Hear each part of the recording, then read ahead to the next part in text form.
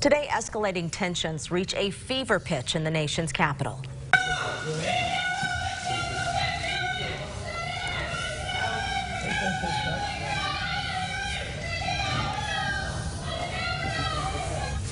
That bitter battle is over the confirmation of Supreme Court nominee Brett Kavanaugh.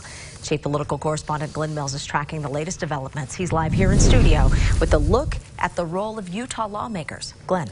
Well, Kim, both of our senators are pushing for the confirmation of Judge Kavanaugh, and both had a chance to speak out in today's hearing as members of the Judiciary Committee. The latest fight over the U.S. Supreme Court is underway. The strategy from Democrats was to postpone the hearing. And we're going into this only having 10%, access to 10% of the body of work of this man's career. They say Republicans are trying to hide Judge Kavanaugh's record. It didn't work as Republicans push forward. The suggestion that you misled this committee at any point in your previous hearings is absurd. And the absurdity of that suggestion will be borne out in the coming days. I am certain of it. This has been the most thorough Supreme Court confirmation process that I've ever participated in. We've received more than twice as many documents for Judge Kavanaugh as for any Supreme Court nominee in history. It may also be the most contentious nomination process.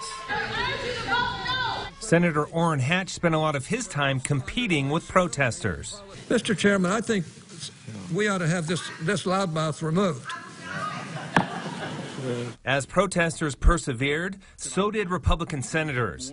Hatch says Judge Kavanaugh is well respected by people from all walks of life. Unfortunately, we have all these interest groups screaming from the sidelines and putting pressure on my Democratic colleagues to make this hearing about politics. Senator Mike Lee says opposition is only focusing on the outcome of a select few cases.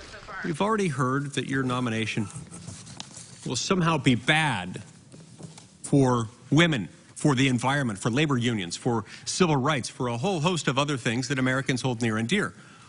I have a laundry list of cases in which you've ruled for people in each of those groups. This is Senator Hatch's 15th and final time participating in a hearing for a Supreme Court nominee. The hearings are expected to go into Friday this week. Back to you.